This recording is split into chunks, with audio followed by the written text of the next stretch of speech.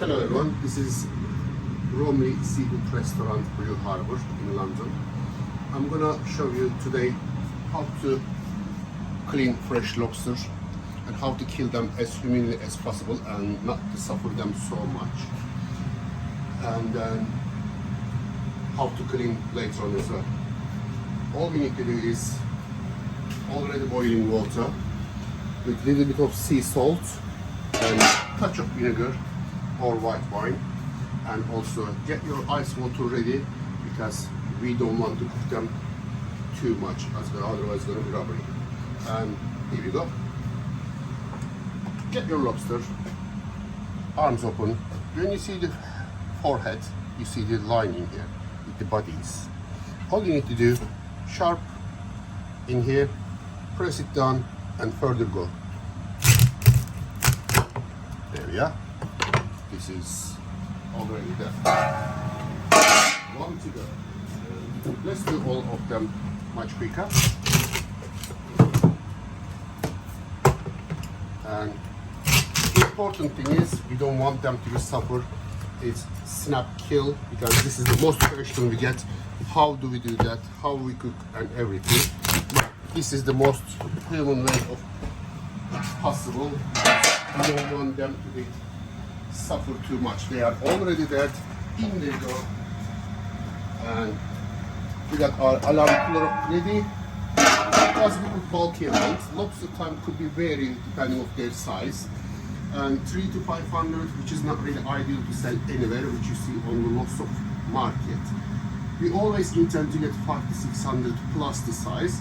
What we just killed, that was between 8 to 850 grams, which is very ideal size and also much more tasty. And also you do see the good size of the meat on the lobster. Now we got our clock is all ready for 8 minutes. We just need to wait. As soon as they're done, I'm going to demonstrate how to clean everything.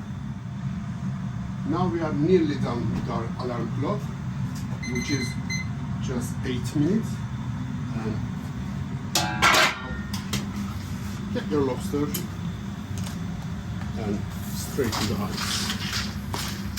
Cover the ice. This is the process. Is going to stop cooking the lobster because we don't want to be done overcooked.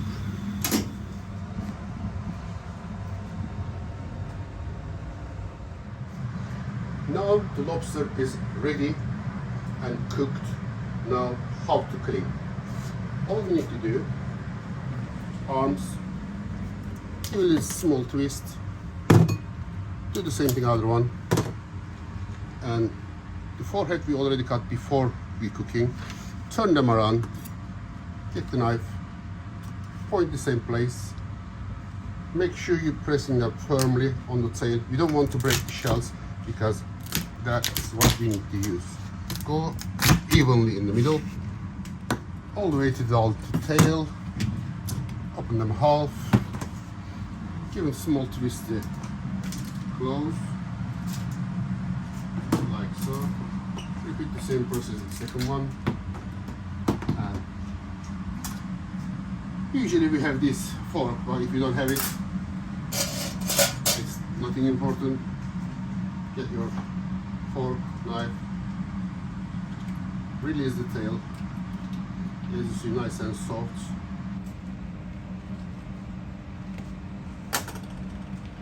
Good size of the meat. You don't want a small chop like other place does. 2 panel size, maximum 2 cut on your lobster. Get your tail off.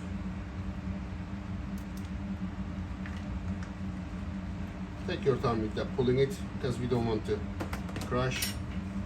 Nice and easy as always. I'm gonna give 2 cuts on this one. Put them where they come back. And now, which is a tricky bit, to close. Tip. Get rid of that. Use your back of knife. There is 2. Crack the elbow, and when it comes this, bear with me, You don't have to have so much things. You can rather go that on the back of knife.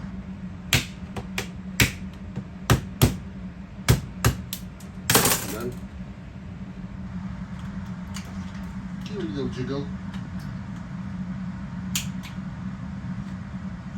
There we are. Nice and clean. And you don't need to do too much of it. Leave as it is on there. There's plenty meat in here. Again, put your hand, bag of knife. It's already done.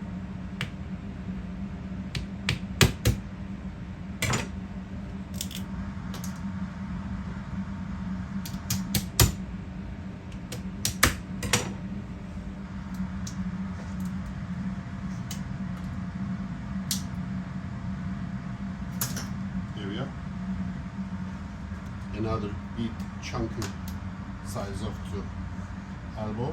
Put that on where the gut is. You can always keep them for sauce. Keep this off. There isn't much in there, but it's good for the sauce. Do 1, 2. Release this. Rather go back of your knife.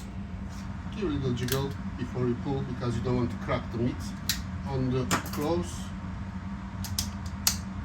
There we are, nice and easy. A little jiggle. And repeat the same process, take off your knife.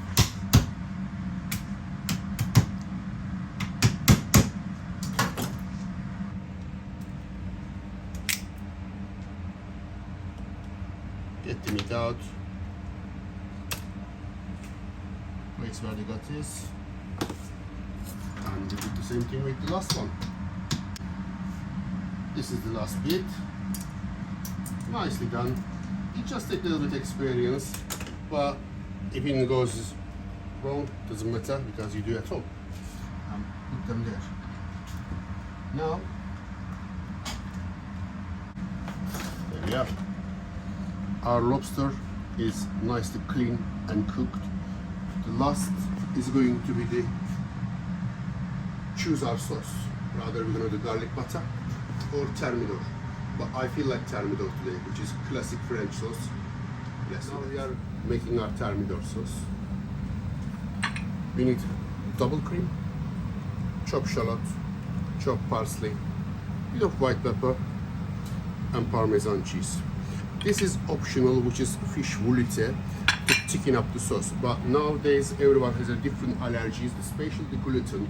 Because this contains gluten, don't you think you can have that one?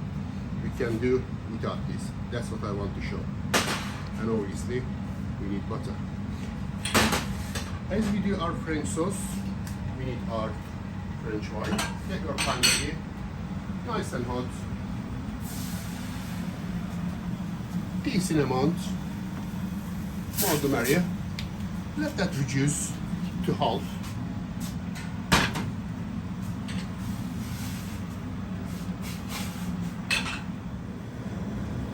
Now the wine is already half reduced, and we're ready to put our brandy or cognac. Because we do French sauce, I choose the French one. Decent amount. Let it burn. And meanwhile,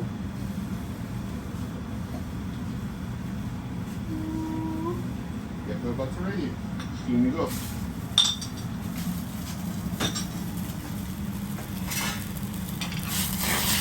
This on. As the butter melted with all the alcohol, you will see the nice and yellow color on that one. Once your butter is melted, and the main ingredient is Dijon mustard goes in.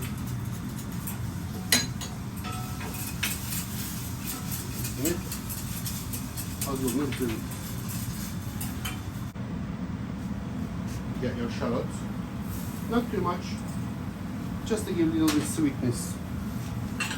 Ready to this,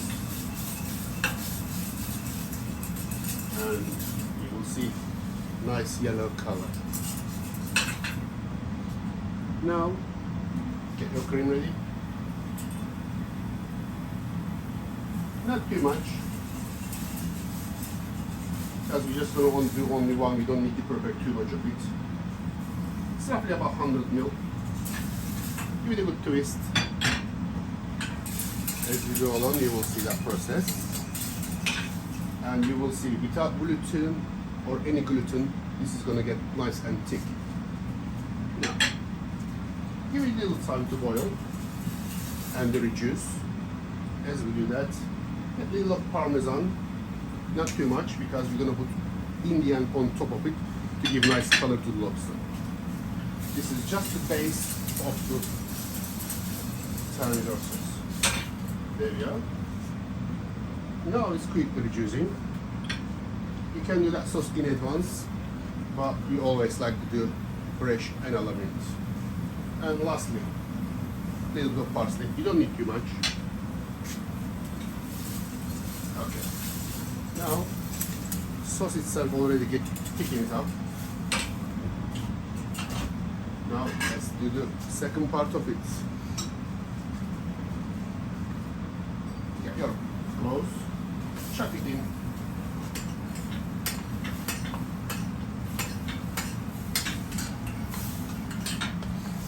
Give it a nice part on that one, and then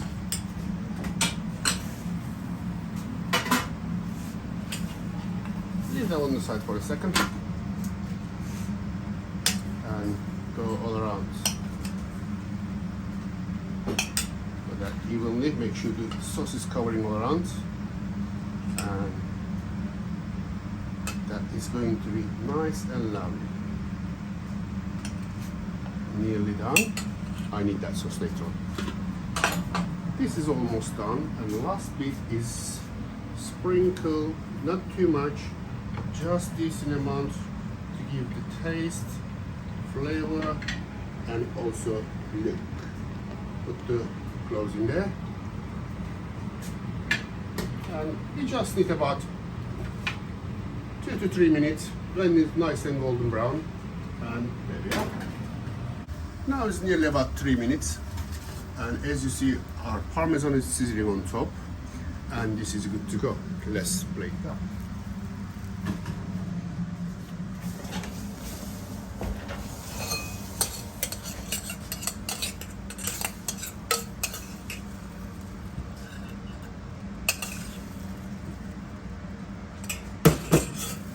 It's gonna be very hot, be careful.